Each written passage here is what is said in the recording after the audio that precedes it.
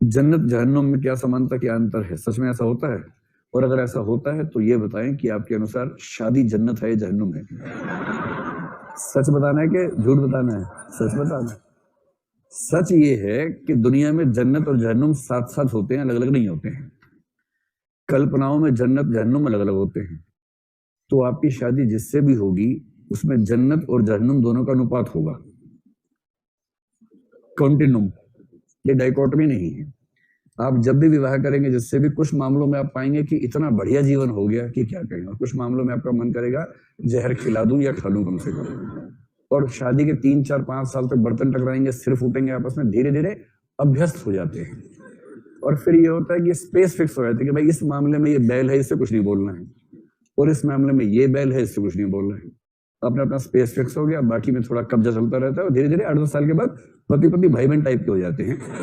उनमें एडजस्टमेंट, मैं जो कहना चाह रहा हूं भाव समझे, जैसा एडजस्टमेंट आप भाई बहनों में आपस में होगा वैसा एडजस्टमेंट पति पत्नी में हो जाता है, क्योंकि सर सर फोड़ फोड़ के वो समझ जाते हैं कि इसके आगे कोई शक्ति हासिल नहीं होने वाली है। ठीक है। इसलिए सबसे बड़ी दिक्कत ये मानने में है कि जन्नत है या जहन्नुम है, या हटा के और लगा दीजिए तो शादी की सही व्याख्या हो जाएगी। तो बताओ विवाह क्या है? जन्नत और जहन्नुम है। अगर दोनों कायदे के लोग हैं तो जन्नत पन ज्यादा होगा, जहन्नुम पन कम होगा, थोड़ा सा एलिमेंट कम हो जाएगा। सारा खेल अनुपात का है। तो किसी किसी के विवाह में जन्नत ज्यादा जहन्नुम कम, किसी किसी के में जहन्नुम ज्यादा हो जाती है। और जहन्नुम ज्यादा हो तो उसकी वजह वो दोनों व्यक्ति खुद ही होते हैं, कोई तीसरी शक्ति काम नहीं कर रही इसके पीछे। पूरी दोनों मूर्खों की मूर्खता का परिणाम होगा, और क्या होगा। साथ ने तो कहा ही है, उसने पति पत्नी के संबंध, आज आप पति पत्नी में खूब बात कर रहे थे ना, सार्थ ने बड़ी अच्छी एग्जाम्पल दिया। उसने कहा 3 स्थितियां हो सकती हैं। पहली स्थिति यह है कि उनमें से एक दूसरे को वस्तु बनाने में सफल हो जाए। दोनों शुरुआत में कोशिश करते हैं कि मेरी ज्यादा चले, डोमिनेट मैं करूं। शुरू में जिसने डोमिनेंस स्थापित कर ली जीवन भर मस्त रहता है, उसके बाद शुरुआत के 2 4 महीने में तय हो जाता है कौन डोमिनेट करेगा और कौन डोमिनेटेड रहेगा, या कौन मतलब सबमिसिव रहेगा। तो जो शुरुआत में लठैती कर लेते ठीक ठाक, जैसे नाराज हो गया किसी बात पे, 3 दिन बात नहीं की, सामने वाला बेचारा विचलित हो रहा है बार बार। जो शुरुआत में 3 4 बार जैसे नाटक अच्छा कर लिया, जिंदगी भर उसकी धूम रहती है उसके बाद। और जो एक बार सॉरी बोलने का अभ्यस्त हो गया, वो जिंदगी भर अभ्यस्त रूप से, कोई गलती हुई, किसकी गलती किसकी नहीं, उसको मतलब नहीं होता। जैसे देखा सामने वाले का चेहरा तना हुआ, सॉरी। उसने कहा क्यों? जो भी है छोड़ो ना यार, वट एवर, सॉरी। तुम सॉरी रोज सुबह मुझसे 5 वैसे ही ले लिया करो, लेकिन ठीक रहा करो, है ना, ये मुंह सुझा के मत बैठा करो। तो जो सॉरी बोलेगा जिंदगी भर सॉरी बोलता रहेगा, और जो लठैती करेगा जिंदगी भर लठैती करेगा। आप लोगों के चेहरे की चमक बता रही है कि आज ज्ञान मिला, सही है ना। यही है सार, ध्यान रखना। अब आप लोग जब उस फेज में जाओगे, एक ज्ञान दे रहा हूं बीच में, जब उस फेज में जाओगे, अगर कोई आपका दमन करना चाहे, जैसे आपको प्रेम प्रेम हो, या मान लीजिए कई बच्चों को तो दुर्भाग्य प्रेम शादी के बाद पहली बार होता है, कईयों को तो मान लीजिए पहला प्रेम विवाह के बाद ही हुआ।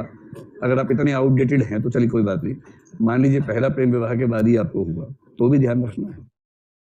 शुरुआती दौर में क्या होता है कि दोनों के दोस्त और दोनों के पेरेंट्स ज्ञान दे रहे होते हैं बहुत सारा, कि लड़की बात करी मम्मी से, मम्मी जैसे बोला क्या करना चाहिए, मम्मी कह रही बेटा तेरे पापा का दमन करने का अनुभव मेरे पास है, ऐसे मैनेज कर, ऐसे कंट्रोल में आएगा।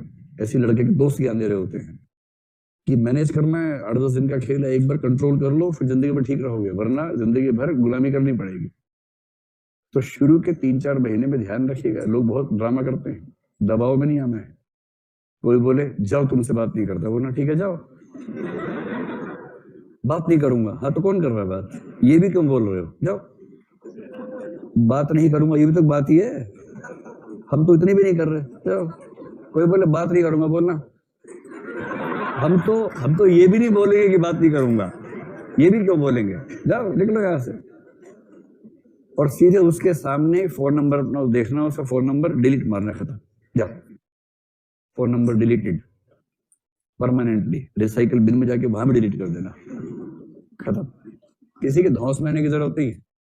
एक बार धौंस में आ गए जिंदगी भर धौंस से बाहर निकल नहीं पाओगे, ध्यान रखिएगा। चलिए, ये पाठ्यक्रम की बात नहीं थी, बीच में वैसे बात आ गई थी। और अगर मान लो दोनों लोग बहुत मजबूत हैं, सार्थ ने कहा एक स्थिति यह है कि उनमें से एक वस्तु बन जाए और एक डोमिनेट करे। जो अमूमन 90% से ऊपर शादियों में होता है। आपको अपने घर में अच्छे से पता होगा कि या तो दो में से एक डोमिनेट करता होगा, माँ या पापा, जिसमें 80-90% कैसे पापा होंगे, 10-20% कैसे मम्मी होगी। किसी किसी घर में क्या होता है, एरियाज ऑफ डोमिनेंस बढ़ जाते हैं कि इस मामले में बाप डोमिनेट करेगा, इस मामले में माँ डोमिनेट करेगी। या तो परफेक्ट डोमिनेशन होता है या एरियाज ऑफ डोमिनेंस होते हैं कि इस मामले में बाप चुप रहेगा, कुछ नहीं बोलेगा कि किसी घर क्या देना है, किसी घर जाना है, क्या निभाना है। बाप ने अगर चू भी किया डांट पड़ जाती है उसको, वो बोलता ही नहीं है। और जो कुछ और मामले हैं, एक्सटर्नल अफेयर्स वाला मामला है, मतलब संपत्ति या आर्थिक मामले हैं, उन सब मामलों में माँ चुप रहती है, तो एरिया बढ़ जाएगा ना। अगर दोनों की ताकत बराबर है, कोई दबने को तैयार नहीं है, तो सार्थने का फिर दो ही तरीके हैं, या तो ये अलग हो जाएंगे, अलग नहीं होंगे तो सबके सामने समान या एक देखते हुए भीतर अलग हो जाएंगे। और इसलिए उसने कहा कि विवाह दरअसल डोमिनेशन स्थापित करने की प्रक्रिया है, और वो प्रक्रिया सफल न हो पाए तो विवाह विफल हो जाता है। और सार्थ कह रहा है विवाह का विफल होना बधाई की बात है। इसका मतलब कोई व्यक्ति किसी दूसरे व्यक्ति को वस्तु नहीं बना पाया, क्योंकि वस्तु बनाने की पूरी कोशिश थी और कोई वस्तु बनने को तैयार नहीं हो रहा है। इससे अच्छा क्या हो सकता है कि दोनों व्यक्ति व्यक्ति रह गए, वस्तु नहीं बने।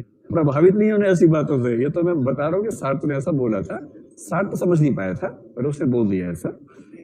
उसे पता होता, भारत की शादी देख लेता, उसके बाद बोलने बंद कर देता हूँ। भारत का तो अलग मामला है।